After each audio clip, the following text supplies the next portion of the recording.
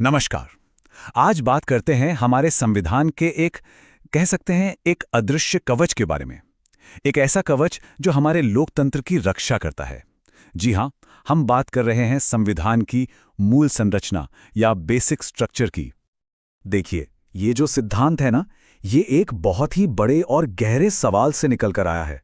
सवाल ये था कि क्या कोई सरकार जिसे जनता ने चुना है, वो देश के संविधान की आत्मा को ही बदल सकती है?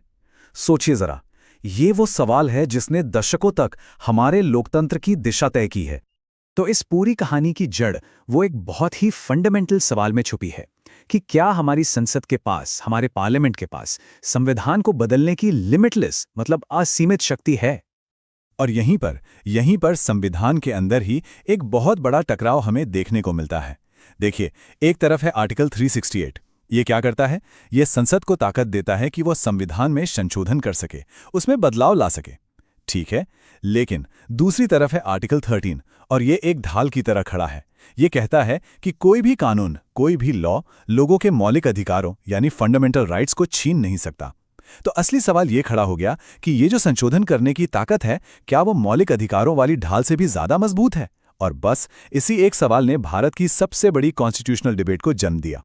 अच्छा, तो शुरू में क्या हुआ? शुरुआत में सुप्रीम कोर्ट का झुकाव संसद की तरफ था। मतलब 1951 का जो शंकरी प्रसाद केस था और उसके जैसे दूसरे शुरुआती मामलों में सुप्रीम कोर्ट ने यही माना कि भाई संसद की शक्ति ही सबसे ऊपर है, सर्वोच्च है। कोर्ट का यह मानना था कि संविधान में बदलाव करने की शक्ति पर कोई रोक-टोक, कोई सीमा नहीं है और हां, इसमें मौलिक अधिकार भी शामिल हैं। लेकिन ये नजरिया हमेशा के लिए कायम नहीं रहने वाला था। बहुत जल्द जुडिशरी के अंदर ही सोच बदलने लगी और यहीं से संसद और अदालत के बीच एक जबरदस्त टकराव के नए और ऐतिहासिक दौर की नींव रखी गई। ये टाइमलाइन देखिए, इससे पता चलता है कि कैसे धीरे धीरे माहौल बदल रहा था। 1951 शंकरी प्रसाद केस, 1964 सज्जन सिंह केस। इन दोनों में अदालत ने कहा हां, संसद सब कुछ बदल सकती है।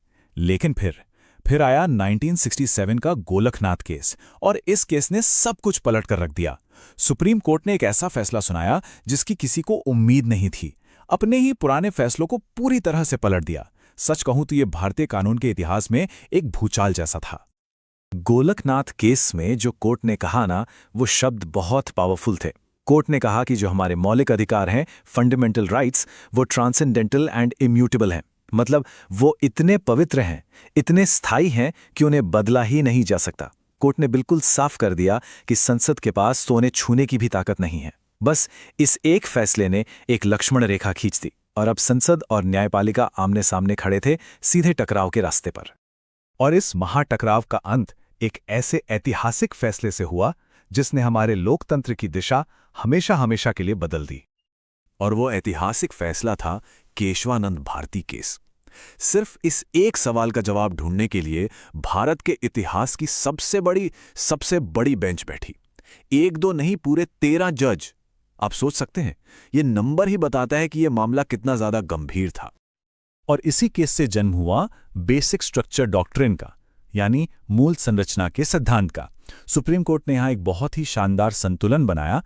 कोर्ट ने कहा ठीक है, संसद को संविधान में संशोधन करने का अधिकार है, वो कर सकती है, लेकिन वो संविधान के मूलभूत स्तंभों को, उसकी कोर आइडेंटिटी को, उसकी मूल संरचना को नष्ट नहीं कर सकती, उसे बदल नहीं सकती। तो अब अगला सवाल जाहिर है कि भाई ये मूल संरचना, ये बेसिक स्ट्रक्चर आखिर है क्या? कौन सी ऐसी चीजें हैं इसमें जिन्हें हमारी संसद भी नहीं बदल सकती? तो देखिए, समय के साथ अलग अलग अदालती फैसलों ने इस मूल संरचना के कई हिस्सों को पहचाना है।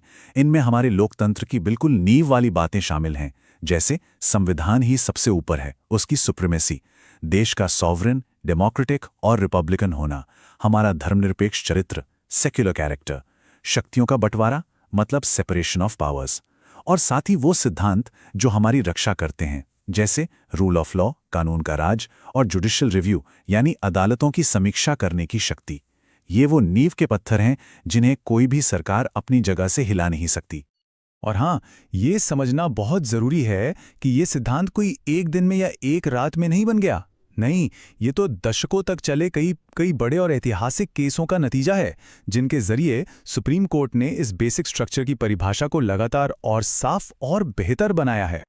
जैसे कुछ उदाहरण देखें तो केशवानंद भारती केस ने तो कहा कि संविधान की सर्वोच्चता ही बेसिक स्ट्रक्चर है। फिर 1980 में मिनर्वा मिल्स केस आया, जिसने जुडिशियल रिव्यू को इसका हिस्सा बताया। और 1994 के एस.आर. बोम्मई केस ने फेडरलिज्म यानी संघवाद और सेक्युलरिज्म यानी धर्मनिरपेक्षता को इसका एक बहुत जरूरी अंग माना। तो इस पूरी कहानी के बाद सबसे जरूरी सवाल पर आते हैं, आखिर ये सिद्धांत, ये डॉक्ट्रिन हमारे लोकतंत्र के लिए इतना जरूरी क्यों है? ये इतना मायने क्यों रखता है? क्योंकि ये मूल संरचना का सिद्धांत, जैसा हमने शुरू में कहा था, एक अदृश्य संवैधानिक सुरक्षा कवच है। ये एक गारंटी है, एक गारंटी कि संसद में किसी भी पार्टी का बहुमत, चाहे वो कितना भी बड़ा क्यों न हो, वो हमारे संविधान के जो मूल आदर्श हैं, जो कोर वैल्यूज हैं, उन्हें मिटा नहीं सकता।